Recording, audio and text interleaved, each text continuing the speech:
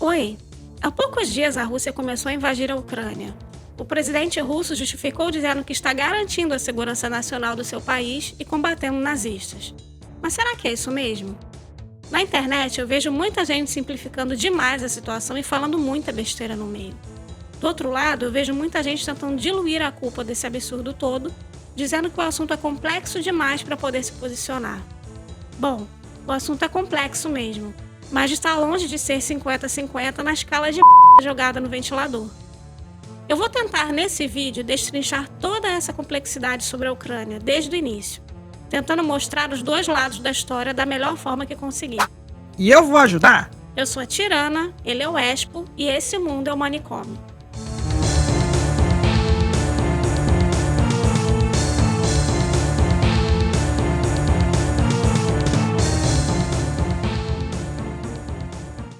Apesar de boa parte do que está acontecendo ser intimamente ligado à história recente da Ucrânia, vou passar rapidamente sobre o passado da Ucrânia antes de chegar na parte interessante. E como esse vídeo não é simplista nem superficial... Dá pra ver. Pô, Tirana, olha o tamanho do vídeo. Eu sei, mas não dá pra resumir toda essa história em um videozinho estilo TikTok, ok?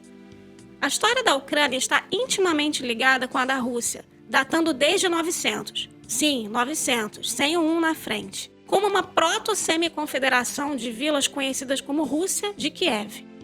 Esse território abrangia o que hoje é Belarus, ou Bielorrússia, Ucrânia e parte da Rússia. É por isso que, apesar da língua ucraniana ser diferente da russa, o vocabulário entre ambas é mais de 50% similar, certo? Entre outros fatores, sim, também é isso. No passado distante, eles já foram controlados pela Polônia, Lituânia e até os mongóis já dominaram a região. Com a expansão dos soviéticos durante a Revolução Russa de 1917, a Ucrânia ficou sob domínio russo. Nessa época, guerra era uma coisa muito comum na Europa, em especial na Ucrânia. Houve até quem tentou fazer a Ucrânia se tornar uma anarquia durante esse tempo. Apesar de todos os problemas, o líder da União Soviética da época, Vladimir Lenin, defendia o acesso universal à saúde, educação e segurança social, além do direito ao trabalho e moradia. Mas tudo isso foi jogado na privada quando... Enter Stalin. E com ele, Holodomor, que é uma adaptação do que a língua ucraniana se traduz para morrer de fome, literalmente. Holodomor, também conhecida como a Grande Fome, matou entre 7 e 10 milhões de pessoas, direta ou indiretamente. A Ucrânia em si foi especialmente afetada. O que houve de especial nesse episódio sombrio é que, além dos números abomináveis de vítimas, nesse caso a fome foi causada por seres humanos e de forma cruel. Ainda a discussão sobre se Holodomor foi tecnicamente um genocídio por parte de Stalin ou não.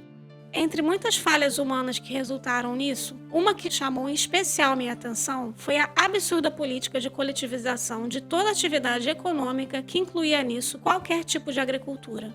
Não me entenda mal, coletivização em muitos casos é benéfica, mas o que aconteceu aqui é para ser lembrado como um show de horror a nunca ser repetido. É para lembrar que algo que soa agradável só porque combina bem com a cor da sua camisa, não é bom só porque agrada seus olhos. No caso, camponeses que praticavam agricultura de subsistência eram obrigados a trabalhar para o governo, basicamente transferindo o que eles produziam para fazendas controladas pelo Estado e em troca recebiam um salário. Eles eram forçados a cultivar plantações que simplesmente não eram bem próprias para a agricultura familiar, como algodão e beterraba açucareira. Tudo para alimentar a indústria soviética. Isso tudo com uma péssima gestão pública, cotas absurdas e até penas de morte para quem roubasse comida. Resultou em diversas revoltas camponesas e agravou ainda mais esse episódio sombrio. Durante a Segunda Guerra Mundial, a Ucrânia foi palco de disputa entre a Alemanha nazista e Rússia soviética, o que a devastou ainda mais. A Ucrânia ainda iria esperar quase um século para finalmente conquistar sua independência em 1991.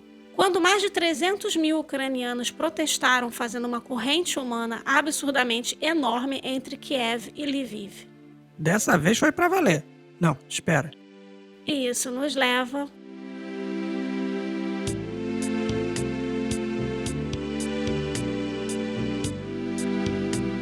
Muitos ingênuos, nesse caso de esquerda, compram a ideia de que em 2014, o até então presidente da Ucrânia, Viktor Yanukovych, levou um golpe fascista da oposição pró-Ocidente.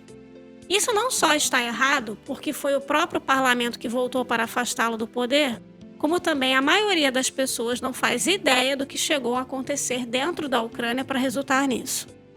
Para entender tudo o que aconteceu em 2014, precisamos voltar 10 anos antes desse suposto golpe. Época em que esse mesmo cara, Viktor Yanukovych, disputava uma eleição anterior. As eleições ucranianas de 2004. Que foi marcada por fraude, intimidação e supressão de voto. E spoiler, Yanukovych ganhou. Até a OSCE, Organização para a Segurança e Cooperação da Europa, da qual a Rússia fazia parte, reconheceu que tais eleições não foram democráticas. Ainda não está convencido? Até o seu principal opositor, Viktor Yushchenko, foi envenenado. Ah, e olha só o que aconteceu com ele depois do seu envenenamento. Mas Yanukovych não continuou por muito tempo no poder em 2004. Isso tudo resultou em massivos protestos pacíficos, que ficaram conhecidos também como Revolução Laranja.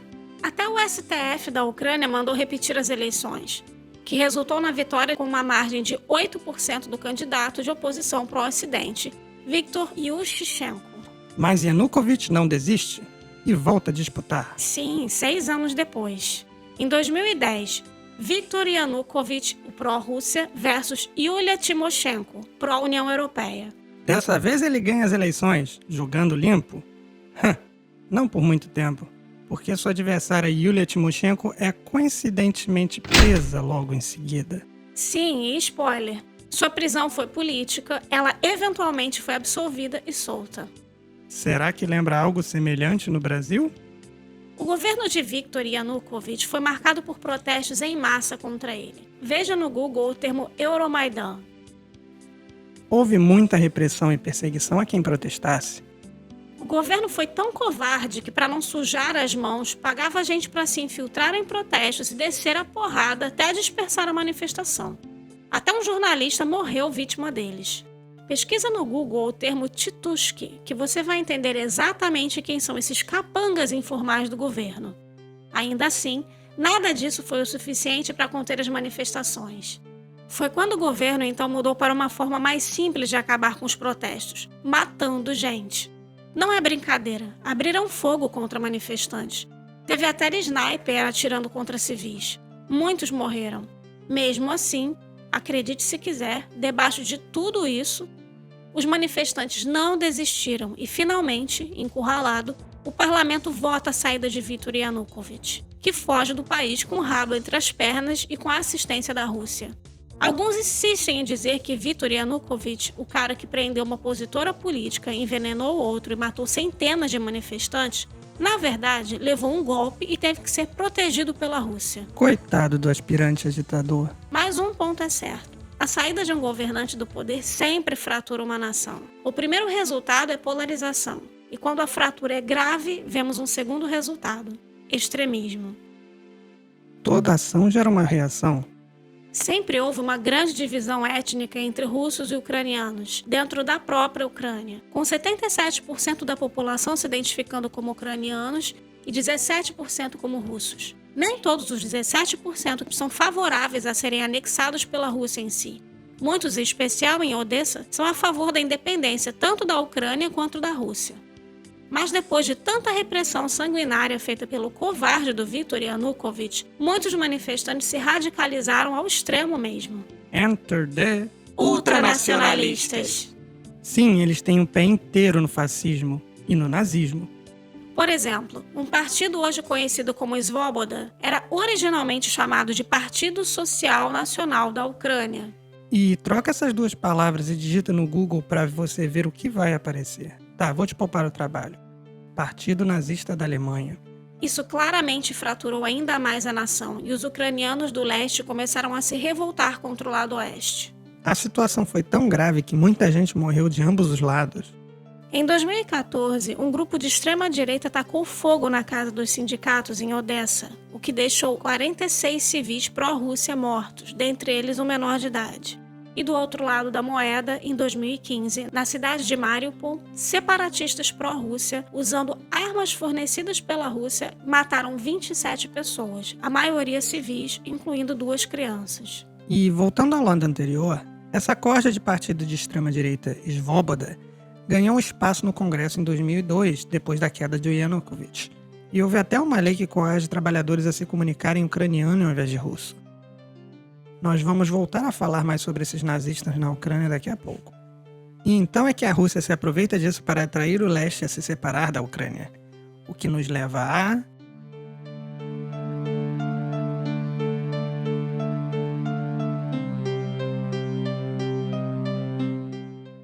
Bom, antes de começar a falar mesmo sobre a influência atual da Rússia na Ucrânia, vocês vão notar que não vamos falar especificamente da Rússia em si.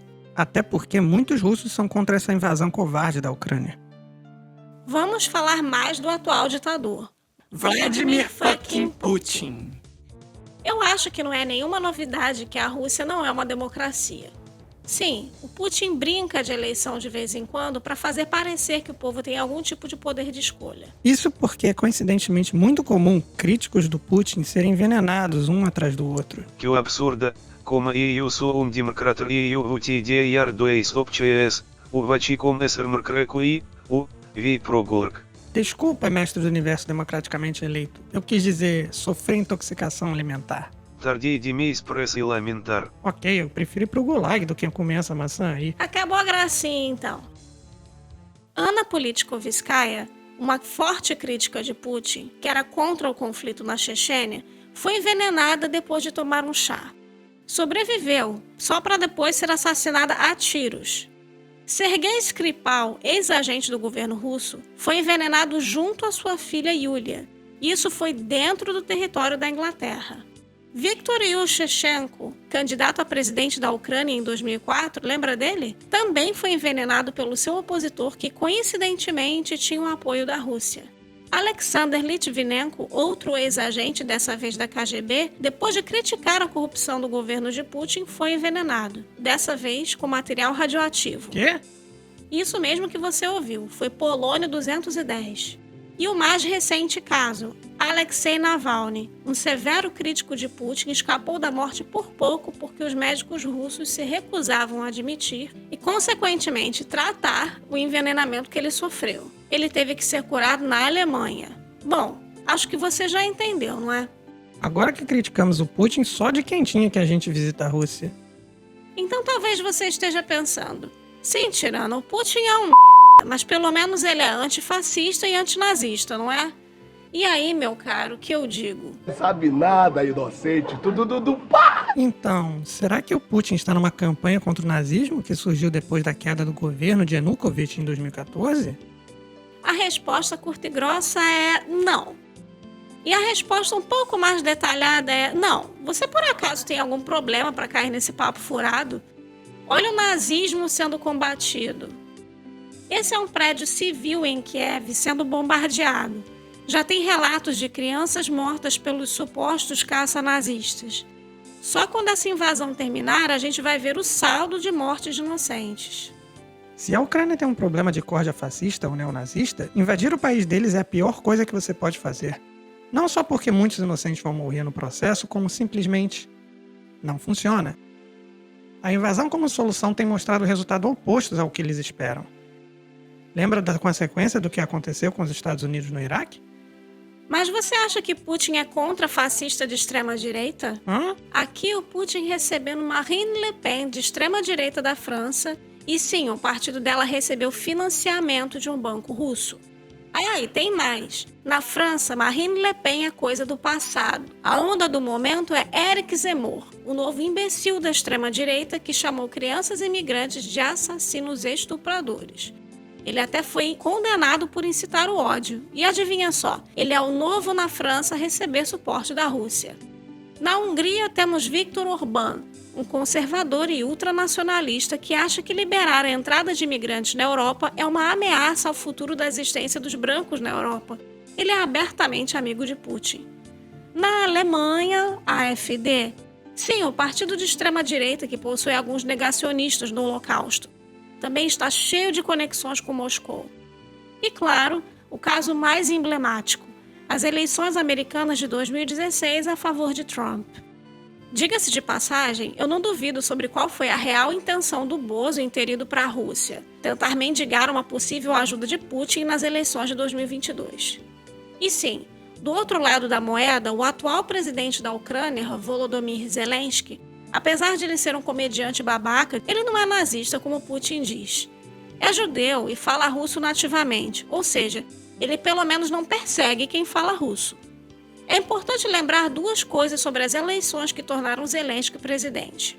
A primeira é que ele ganhou massivamente com mais de 73% dos votos. Ambos o leste, mais ideologicamente próximo à Rússia, e o oeste, ideologicamente próximo à União Europeia, votaram juntos em massa nele. A segunda é que partidos de extrema-direita perderam muito poder nessa eleição, incluindo Svoboda, aquele partido que flertava com o nazismo. Apesar de tudo, Zelensky é um bosta que flerta com o autoritarismo e sim, tem vídeo dele atuando como se estivesse matando os membros do parlamento ucraniano. Como eu falei, ele é um merda. Mas a diferença é que ele foi democraticamente eleito e de maioria esmagadora por ambos os lados e poderia ser retirado de forma democrática, antes de a Ucrânia ser invadida, é claro.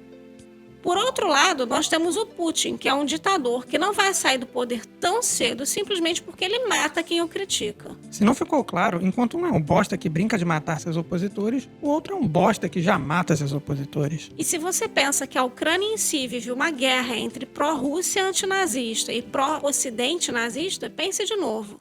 Quando separatistas pró-Rússia tiveram controle de uma estação de televisão em Slaviansk em 17 de abril, eles divulgaram um vídeo de um grupo antissemita que prometia contra-atacar o que eles chamam de caixa zumbi sionista.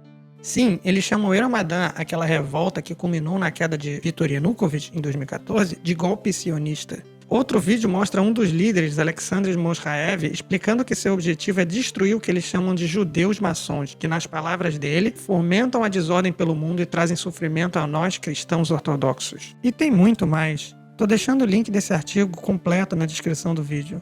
Infelizmente não tá em português.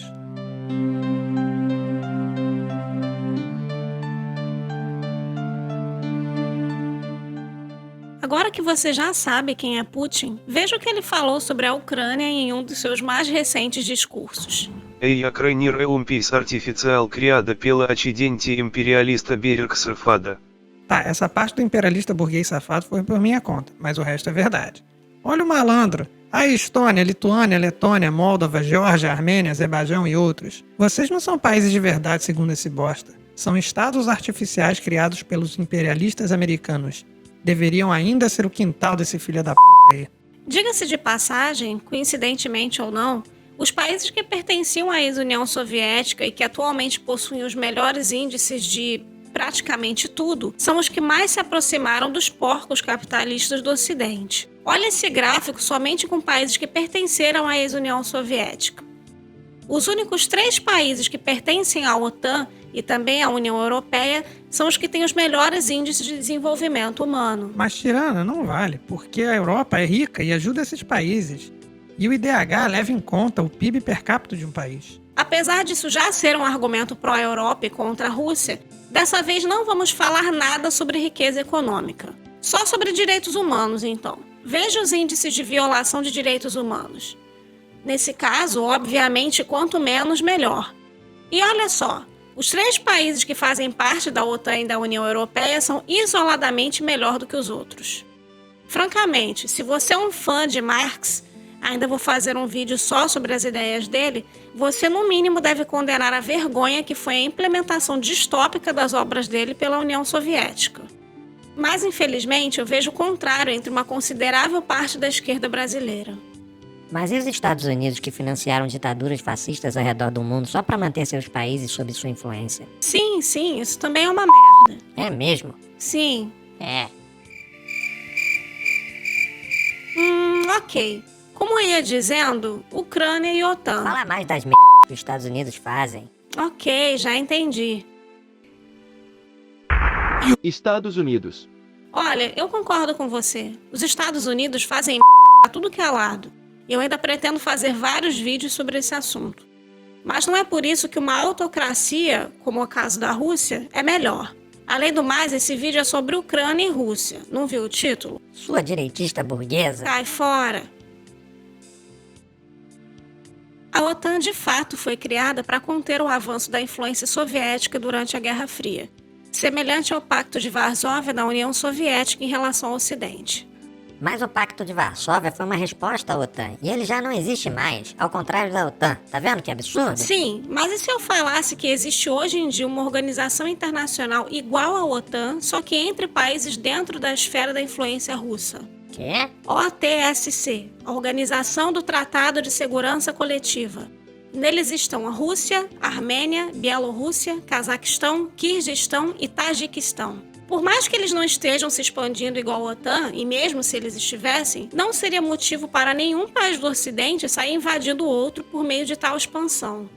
Há até quem compare, dizendo que seria como se o México entrasse na OTSC, por exemplo, e botasse armas russas próximos ao território americano. Essa comparação já tá zoada, porque um país só entra na OTAN, diferentemente da OTSC, através do voto popular com observadores internacionais. Então, se você realmente quer fazer uma comparação de fato mais próxima ao que está acontecendo com a Ucrânia, teria de primeiro adicionar que a maioria da população mexicana, nesse caso hipotético, iria querer se aproximar da Rússia entrando na OTSC. Os Estados Unidos incentivando uma guerra civil no país deles, enviando armas a separatistas e depois movendo soldados até a fronteira. Aí sim, eu ficaria até do lado do México nessa ocasião, não é óbvio?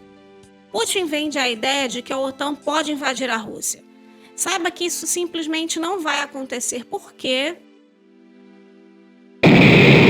a Rússia é simplesmente o segundo país no mundo com mais armas nucleares. E ninguém quer ficar coletando tampinha de garrafa para poder usar como moeda de troca num eventual mundo pós-guerra nuclear. Se não entendeu, foi uma referência a Fallout. Expo, cai fora. Tá, foi mal. Ambos os lados sabem disso. Putin está tranquilo. Sabe que não vai ser invadido pela OTAN. Mas ainda assim, ele hipocritamente invade a Ucrânia. Ele tem medo sim da Ucrânia se juntar não só à OTAN, mas por outras razões. Basicamente razões estratégicas e econômicas. A Ucrânia pode ser uma afronta à Rússia na hegemonia do gás natural e ainda pode perder a Crimeia. Mas o óbvio é que nada disso justifica uma invasão e uma guerra covarde como essa. Francamente, não é de se surpreender vindo de um ditador que já fez o mesmo com a Geórgia em 2008. Não entenda errado. Apesar da Rússia já ter feito muito mais absurdos, a OTAN também está com as mãos sujas de sangue. Como foi o caso da cagada que eles fizeram na Iugoslávia em 1999, que foi a primeira vez que eles bombardearam um país contra o Conselho de Segurança da ONU. E por que eles fizeram isso? Estava simplesmente ocorrendo uma limpeza étnica contra cidadãos de Kosovo de origem albanesa. O que a OTAN fez foi longe de ser uma boa solução. Mas a história toda merece um futuro vídeo dedicado a tal. E é por isso que seria muito melhor se a Ucrânia se juntasse a essa investigação. Mas para a própria Ucrânia isso seria uma porque a Rússia não é bem muito protetora dos seus países membros, como a Europa e os Estados Unidos são em relação à OTAN. Em 2020, o Azerbaijão desceu a porrada na Armênia, que faz parte da OTSC, e a Rússia não fez praticamente nada para protegê-los. Além disso, a entrada de um país na OTAN não é igual à entrada de um país no quintal desse ditador. Que basicamente requer a aprovação dele mesmo para fazer qualquer coisa, como invadir um país do jeito que ele acabou de fazer. Como eu tinha mencionado antes, só através de votação popular que um país entra na OTAN. Mas votação popular não é uma coisa que o Putin entende direito. Afinal, a vergonha que ele fez na Crimeia só convenceu seus próprios gados. Se você não sabe ou não lembra, foi muito simples. Tinha basicamente duas opções. Ou você sai da Ucrânia, ou você sai da Ucrânia. Não, não é brincadeira. As duas opções eram: primeira, que a Crimeia se torne parte da Federação Russa. Essa é bem óbvia. Segunda, que seja reestruturada a Constituição da Crimeia de 1992. Quê? Essa Constituição declara que a Crimeia é um Estado independente. Ah, esse Putin safado. Mas não se preocupe, porque a primeira opção ganhou. E acho que não preciso lembrar que o plebiscito foi uma farsa completa, sem nenhum órgão internacional tendo observado o processo, típico de um ditador. Putin, como qualquer autocrata, detesta qualquer processo democrático, porque uma nova eleição na Ucrânia para ele é uma chance dele perder sua influência no caso de um presidente pró-Ocidente ser eleito. Por isso, ele vem com esse papinho de que a Ucrânia é um estado artificial, para manter seu controle sobre o território. Ele mesmo já afirmou que a dissolução da União Soviética foi um desastre enorme do século inteiro. Então reanexar à força o território matando quem estiver no meio vale? Não, Expo, você não entendeu. Para um ditador igual ao Putin, vidas humanas devem valer menos do que a dissolução do quintal do tio Stalin. Se ainda não ficou claro a real intenção desse ditador, ela é a retomada da Ucrânia sob total influência russa. Ou seja, quintal do Putin.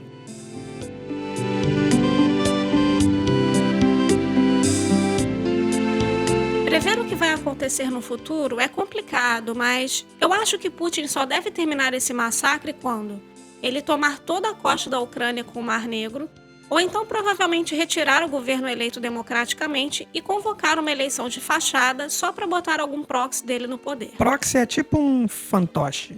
Sim, algo similar a Belarus. E ele obviamente vai protegê-lo com seus próprios soldados. Afinal, repressão brutal e morte não parecem ser um problema para Putin. Dificilmente Putin vai parar a guerra sem algo do gênero acontecer.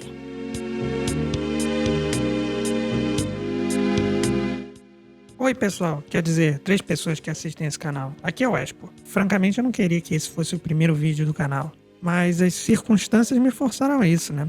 Bom, obrigado por ver o vídeo até o final, e eu vejo vocês quando eu tiver tempo pra fazer um novo vídeo, porque trabalhar e fazer vídeo é foda. Valeu, fui!